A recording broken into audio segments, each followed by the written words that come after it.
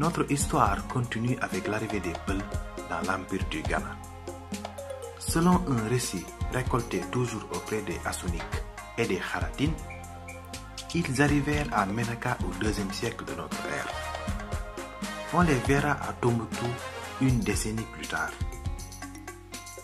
Allant toujours vers l'ouest, ils vont être aperçus à Kumbisalé quelques années après. Un Soninké raconte. Ils sont étranges et restent toujours entre eux. On les reconnaît facilement avec leur peau rouge et leurs deux traits à côté de leur visage. Ils se déplacent toujours avec leurs bœufs à la recherche de pâturage. Armés de flèches, ils menacent quiconque vouloir leur déposséder de leurs bœufs. Pendant des années, les Peuls vont répéter les mêmes trajets. Mais avec la désertification, ils vont être forcés de migrer de plus en plus vers l'ouest. Selon certains tribus berbères, les Peuls auraient atteint le Hod un siècle avant l'Hégire. Et la légende Foutanké nous informe qu'ils seraient arrivés au début du IXe siècle dans le royaume du Tekrour, dirigé par Gallo, un roi de la dynastie des Diaogo.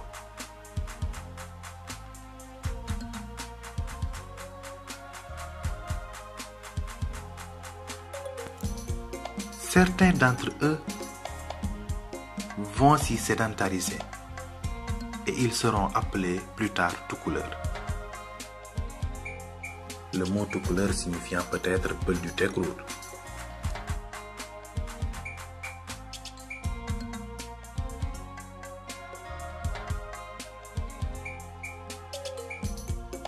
Avec l'invasion du Ghana par les Almoravides de Abou Bakr ibn Omar, les Toucouleurs furent islamisés et les autres Peuls, persécutés par ces religieux, durent fuir vers le sud.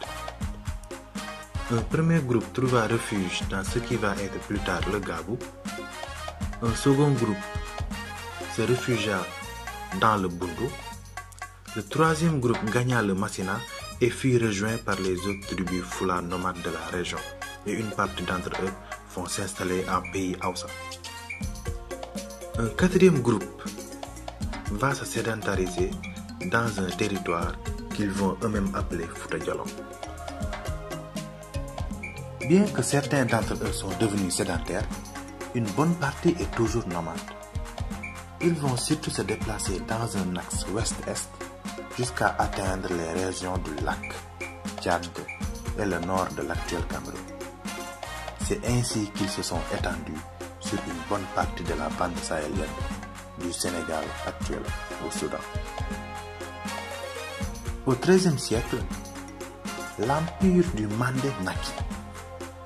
La charte du Mandé énoncée par Soundiata Keita intégra dans la paix des ethnies aussi diverses que sont les Touaregs, les Wolofs, les Songhai, les Djalonké, les Malinké, les Dogons et bien sûr les Peuls.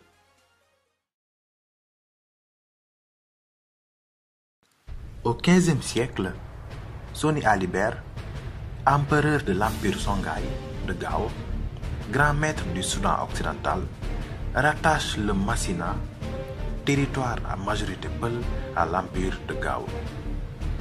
Dans toutes les zones où les Peuls sont présents, ils vont être métissés partiellement avec d'autres ethnies locales.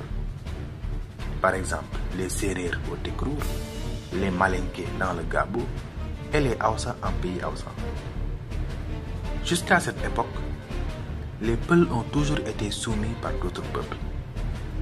D'abord les Soninké dans le Ghana, les Manding au Mali et dans le Gabou, les Songhai dans le Gao, les Wolofs dans le Jolof et les Hausa en pays Hausa. Ils étaient victimes de beaucoup de superstitions, de primades et n'avaient pas véritablement de royaume, d'état propre.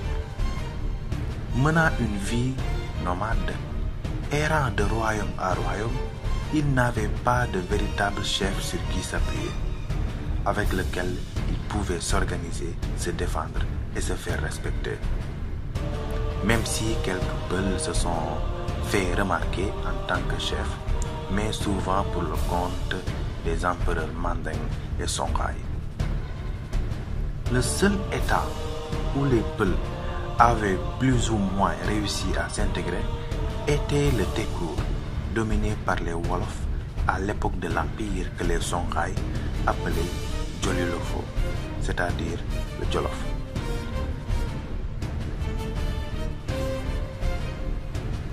Les Wolofs contrôlaient le Tekrour via les Farba, établis depuis 1456 par Tchoukuli Ndieklam, l'arrière-petit-fils de Ndiajan Gaye.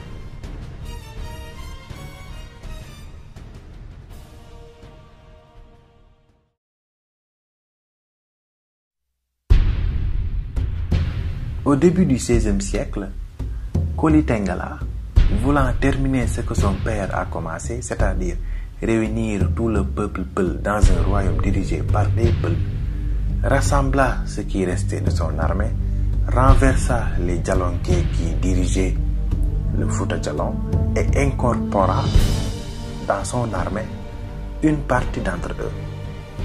Il remonta le fleuve Sénégal avec une armée composée majoritairement de Peul et de Malinké, en passant par le Badjar, le Gabou, les royaumes sérères, le Jolof, le Niani, le Woli, le désert du Ferlo, dans le but de réunir tous les tribus Peul et Malinké. Il semblait que rien ni personne pouvait arrêter le fondateur de la dynastie des Djinéen-Gobé. Il renverse les Farba et se met au trône du Fouta Toro, jadis Tekrour. Sa dynastie va régner sur le Fouta Toro jusqu'à 1776, année de la révolution des Torodo. Les Peuls vont connaître aussi d'autres royaumes, notamment le Massina et le Khalifa de Sokoto, fondé par Ousmane Tanfodjo, fils d'un natif du Fouta Toro.